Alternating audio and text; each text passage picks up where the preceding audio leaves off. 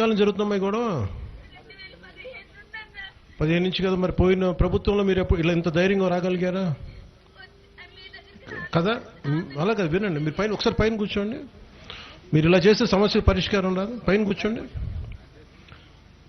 మీరు ఇందాక రోడ్డు మీద అలా అడిగితేనే కదా మిమ్మల్ని ఇక్కడ దాకా కూర్చోబెట్టాను. వినాలి కదా ఫస్ట్. ఇంతమంది జిల్లా ఉన్నతాధికారులు ఇంతమంది వచ్చి మాట్లాడితే మీరు అసలు మీకు ఇంత ధైర్యం, ఇంత బలంగా మాట్లాడగలిగే శక్తి గత కాలంలోని వైసీపీ ప్రభుత్వం ఎప్పుడు ఇచ్చిందమ్మా మీకు? మీరు ఒకసారి ఆలోచించండి కదా. మరి కదా, వినండి వినండి. మరి వినాలి కదా, వినాలి కదా. నేను ఇప్పుడు ఇన్ని కోట్ల మంది జనాభాని నేను ఒక్కనే రోజు తీయలేను కదా. ఉన్న అధికారులందరికీ చెప్పాలి కదా. ఇంతమంది ఉన్నత అధికారులు ఇస్తున్నారు కదా మీ అందరికీ మాట.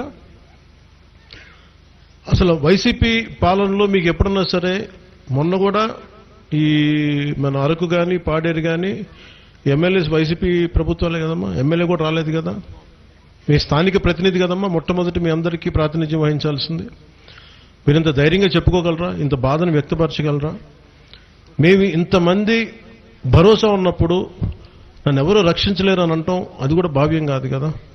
అలా అలా అలా ఎలా అంటారు? కరెక్టే. కానీ మేము ఇంతమంది, కలెక్టర్ గారు, మంత్రివారి ఉన్నారు, ప్రిన్సిపల్ సెక్రటరీస్ ఉన్నారు, అక్కడ ఎస్పీ గారు ఉన్నారు, ఇంతమంది చెప్తున్నప్పుడు మీరు వినాలి కదా. మీరు ఇది కూడా వినాలి కదా. మీరు విని మీ కొంతకాలం న్యాయం జరగనప్పుడు అప్పుడు మాట్లాడదాం. ఈ లోపు మీరు కూర్చోబెట్టి మీరు ఇంకొక స్థాయికి తీసుకెళ్ళిపోతే సమస్యకు పరిష్కారం జరగదు. మీ సమస్యకు పరిష్కారం జరగాలా లేదా?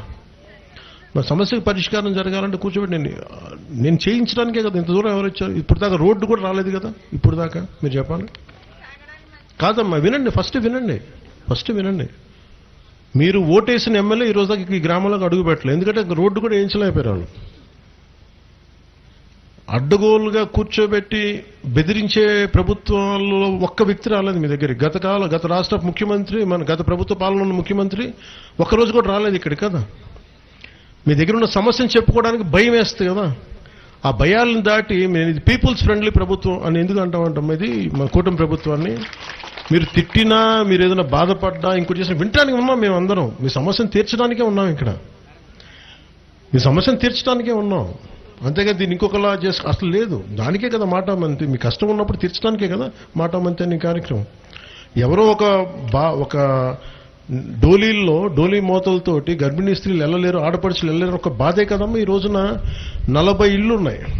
40 ఇళ్ళకి ₹1 కోటి పైన ఖర్చు పెట్టి, 2 కోట్లు ఎంత అయింది దీనికి?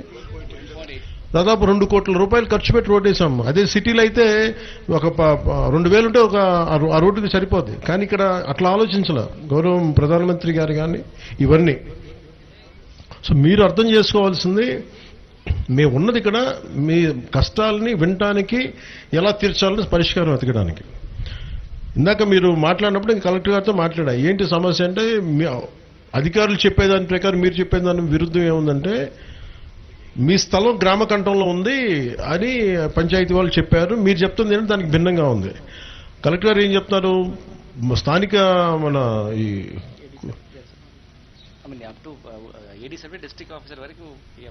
సర్వే వాళ్ళు స్థానికంగా ఉండేవాళ్ళు కాకుండా డిస్ట్రిక్ట్ స్థాయి అధికారులు కూడా పంపించాం, మీకు అది కూడా తృప్తి లేదన్నారు కాబట్టి ఇప్పుడు స్టేట్ నుంచి పంపిస్తాం. ఇంతమంది మా మంత్రి గారు కూడా ఉన్నారు కదా, నేనున్నాం కదా, మీ అందరూ చెప్తున్నాం కదా, వినండి. మీరు వినకపోతే ఎట్లా? మీ వాదన మీద ఉంటే ఎట్లా? ఇంత మాట్లాడుతున్నప్పుడు వినాలి కదా, ఒక అవకాశం ఇవ్వాలి కదా. గత ప్రభుత్వంలో ఉన్న వ్యక్తులు మీ మాట వినటానికి అసలు లేరు. ఇప్పుడు వింటున్నప్పుడు కనీసం మాకు ఒక అవకాశం ఇవ్వాలి కదా. మాకు అవకాశం ఇస్తే కదా నేను చేయగలం.